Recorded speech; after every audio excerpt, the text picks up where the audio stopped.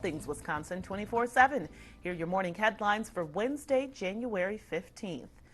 Democrats take the stage for another debate. We look at each candidate's message to the Midwest as a new poll on Wisconsin voters will be released today. And a Wisconsin county will vote to become a sanctuary for the Second Amendment. What the resolution means for gun laws in the other county that's already made the move. Plus, as President Trump looks to close a trade deal with China, we look at how Wisconsin farmers fared with the 2019 crop report.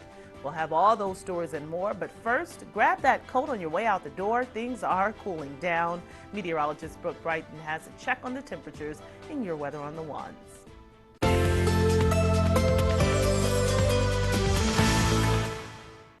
That's right, Sachelle. However, because of that snow and wintry mix that moved through during the overnight hours, be on the lookout for some slick spots on the roadways and on the sidewalks as well. It looks like any snow or wintry mix should all clear out by late morning. And for the rest of your Tuesday, we're looking at, for some areas, some sunshine by the afternoon hours, at least peeking through the cloud coverage. Other areas, just a cloudy sky. Temperatures in Eau Claire rising to around 33, 38 in Green Bay, 41 in Madison, closer to 42 in Milwaukee. So here's a look at your futurecast late morning. Overall, a cloudy sky for many. But as we head into mid-afternoon, some areas farther south seeing the best potential to see some sunshine. Still some clouds sticking around farther north. More clouds moving in throughout the night, and then some snow creeping into western parts of the state by tomorrow morning. So for tonight, we're looking at a cloudy trend. Temperatures for many falling into the upper teens or low 20s. For tomorrow, more snow and wintry mix is in sight. We'll take a closer look at the timing of that in 10 minutes. President Trump's just getting back in the White House this morning after stopping in Milwaukee for a campaign rally. He's already working on signing part one of a trade deal with China today.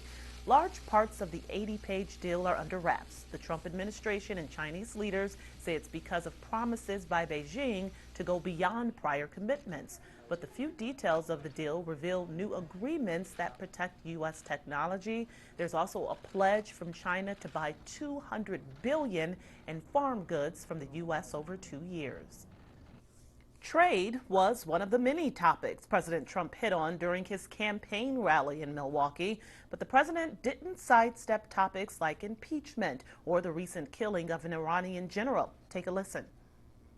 And the Democrats should be outraged by Soleimani's evil crimes, not the decision to end his wretched life. That might be because recent polls in our state show those issues aren't swaying Wisconsin voters' opinions about the president, no matter whether they support or oppose him. Spectrum News 1's Anthony DeBrucy went to Tuesday's rally in Milwaukee to find out why. When you've supported Donald Trump as long as Mike Pius, you've got to stand out. I've been following Trump since I was 14 years old. My dad gave me a book, Art of the Deal. No, I'm not kidding. I read it 100 times, fell in love with real estate, been doing that ever since. Pius is in real estate now, but says he wishes he was in the military under President Trump. I was in the military for 10 years with the prior president, and what happened in Benghazi, what we allowed to happen in the Middle East when I was over there in Iraq, we were more of a support system versus a combat. Trump is get in, get out. What he did with Iran, I fully support. I would support it again. Other big issues like impeachment don't seem to be changing supporters' beliefs either. That was such a joke.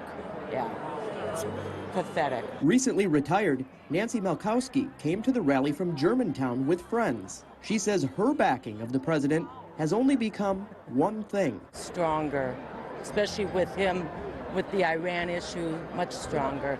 He does what he says he's going to do. You know, and he's kept his promises. That wasn't a rare opinion at Tuesday night's rally. It's bolstering everyone's support because we all know how much of a joke it is. Kyle Cropsey owns a small photography business in Green Bay. There's so much sketchy stuff going on, and Trump's really exposing all of it, which is why so many people love him, because he's not a politician. He speaks what he wants, and he has no filter, which is what America needs right now, because we're going down a trail. Everyone's so soft and gets offended so easy nowadays. It's good seeing someone who doesn't care. After the December Marquette University Law School poll, Professor Charles Franklin told Spectrum News 1 the polls show most Wisconsinites basically made up their mind about the president and are unwavering in those beliefs, especially when it comes to impeachment and removal. It's a kind of unwavering support that got voters like Mike Pius out the door and to his first rally. People in Wisconsin, not Wisconsin necessarily, but Milwaukee, don't think Trump has a lot of support. Clearly he does. And that's why I came, to show my support, to show everyone that it's not just about social media posts, it's about coming in person and doing it. Another Marquette University Law School poll will come out later today, and that one asks Wisconsinites how they feel about how President Trump has handled the situation in Iran, giving us the latest look at how voters feel about the president. In Milwaukee, Anthony DeBruzzi, Spectrum News. Thanks, Anthony. And while the president's supporters remained loyal, he was also met with several protesters outside the UW-Milwaukee Panther Arena. Members of Voces de la Frontera and refugee community leaders spoke about the need for minority groups to get out the vote in 2020. This as they reflected on Trump's Wisconsin victory back in 2016. The crowd also heard from Wisconsin college students who were also DACA recipients, a program the Trump administration is hoping to end. As a DACA recipient, I joined the 800,000 other DACA recipients that are in this country today, who are in limbo, who don't know what's going to happen, and who have been waiting for a Congress, for a president to act and grant a status to the 800,000 DACA recipients. Wisconsin is ground zero, and last time, not enough of us participated. Trump won Wisconsin not because there was a surge of support, but because not enough black, brown, and youth turned out. And after all the damage that has been done under this administration, including just a week ago, the threat of war, we can expect more harm, more instability. Voces de la Frontera is Wisconsin's largest grassroots immigrant organization.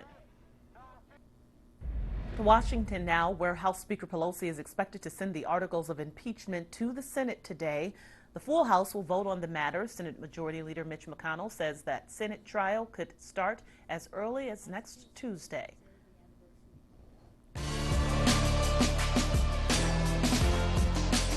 And decision 2020 with the Iowa caucuses less than 3 weeks away. 6 of the Democratic candidates are making their stances known. Steve Nance has a look at some of the highlights of the debate and what's ahead in this race. As the Democratic candidates took the stage at Tuesday night's debate in Des Moines, it was clear what's at stake. The final chance for these White House hopefuls to go head-to-head before the Iowa caucuses.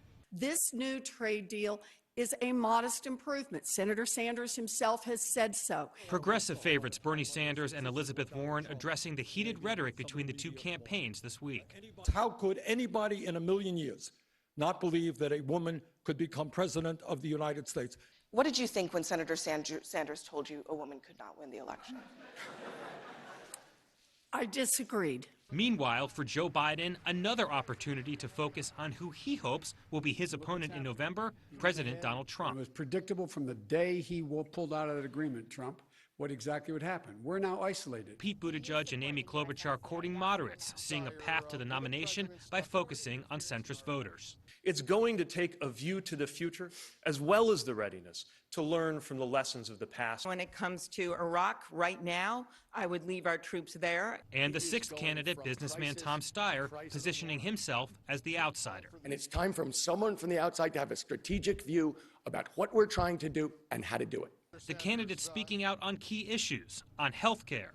Every other major country on earth is guaranteeing health care for all. The time is long overdue. On foreign policy. What you want in a president is someone who has dealt with these life and death issues and who has made decisions. And taking on Donald Trump. I am the one who has the broadest coalition of anyone running up here in this race. I'm Steve Nannis reporting. Leaders in Brown County will vote today on a measure to make the area a Second Amendment sanctuary. The board's executive committee approved the measure 7-0 last week, but they approved a much weaker version of the proposal. The initial idea was to oppose any future laws that could threaten residents' Second Amendment rights, but the committee removed the language that would allow the sheriff to refuse to enforce future gun control laws. The resolution is not legally binding, but the idea is to send a message to state lawmakers. The County Board of Supervisors will vote around 7 o'clock. Florence County approved a similar measure last year. As flu cases rise in Wisconsin, cases from other viral diseases are also rising this winter. RSV is a common viral illness that starts off with similar symptoms as your common cold. However, with RSV, the cough is longer lasting and the flu shot does not protect you against it. According to the Wisconsin Department of Health, over a 3-month period, RSV positive tests have grown from around 5% to nearly 30% across the state. It's unusual to have RSV, as I mentioned, respiratory syncytial virus, and flu circulating at such high rates. Usually influenza starts off, and as it peaks and starts going down, then RSV starts coming up. But the incidence has been going up simultaneously on this. Doctors say the best thing you can do is wash your hands and try to stay away from those who are sick, and see your doctor if your symptoms are lasting longer than usual. We're getting a new look at how Wisconsin farmers did last year. The USDA released their annual crop production summary, and unfortunately last year's yield was lower than the 2018 averages. The state's corn grain yield was down by 17% from 2018. Yields from oats, hay, and soybeans were also down. The report attributed this to wet fields and lower temperatures. But there is some good news. Potato growers saw a boost in production last year with a 4% uptick. We're off to a cloudy start. Meteorologist Brooke Brighton has a check on the conditions in your weather on the one. Over at Fiserv Forum, the Bucks cruised past the Knicks. The Bucks simply outpaced them, up 25 at the half, and Giannis led the team. He went up for 37 points in just 21 minutes. Middleton added 17 points, and Ersan Ilyasova had 14 points and 7 rebounds for Milwaukee. The final score was 128-102. The Bucks play the Celtics at Fiserv Forum Thursday. And another Wisconsin athlete was at Fiserv to cheer on the Bucks. The Packers' Zadarius Smith was sitting courtside. You can see him amping up the crowd here, eventually leading him in "Go Pack Go" chants.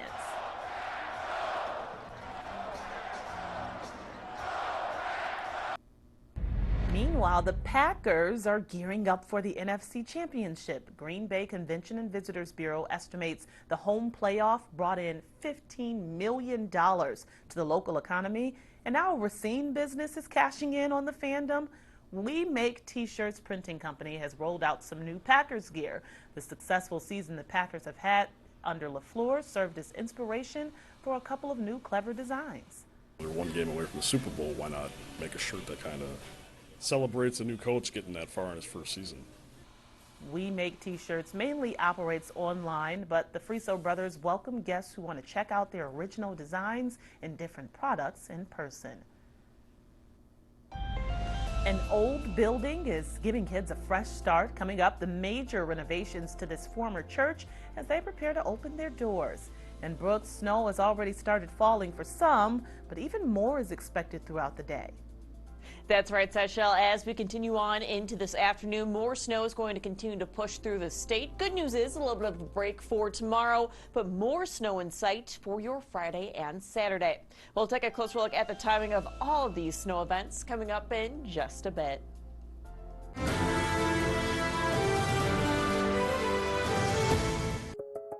Under his hand, Michael Johnson made it his mission to transform this old church.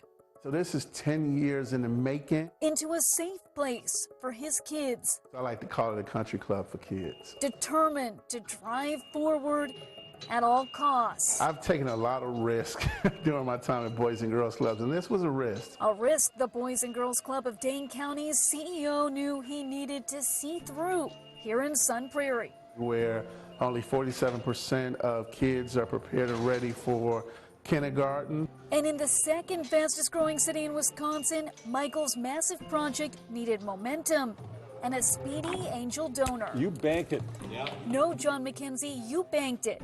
Picking up the ball to make Michael's picturesque community dream center come true. But Michael, you know, he gets into these things that anybody else would know are too ambitious, and then somehow he pulls it off. Yeah, wow. The philanthropist enjoying his sneak peek, seeing all his $1 million donation pulled off in under a year. See that Michael had the idea of taking and creating an early childhood education element to this. And it's so important. I mean, this will take kids from the cradle essentially all the way down, if we can get the career thing going at the end, to send them off with a great life.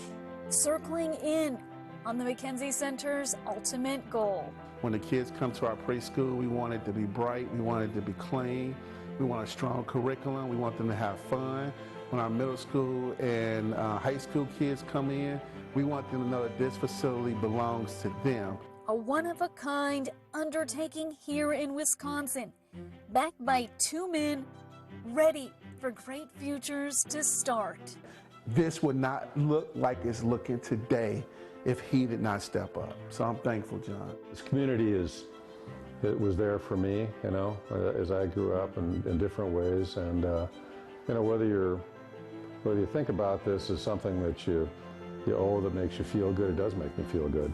But something that you owe other people, right? And so you can look at it as it's the right thing to do, or you can say, hey, you know what, it's the best thing for the community, right? We should all be prepared, we should all be engaged, we should all be having opportunities to participate, and we shouldn't feel that people are disenfranchised. They should see they've got a chance to have a piece of the pie too. In Sun Prairie, in the McKenzie Center, Catherine Larson, Spectrum News. Thanks, Catherine. Crews worked overnight to complete all the rooms for the grand opening today from 10 until noon. And you can tour the McKenzie Family Boys and Girls Club yourself at 232 Windsor Street in Sun Prairie. We get to the 30s today, but drop all the way down to the teens tomorrow. We have a check on the temperatures and a new storm system moving in every 10 minutes in your Weather on the Ones. And all our coverage is available whenever you're on the go on your phone or tablet. Download the Spectrum TV app today.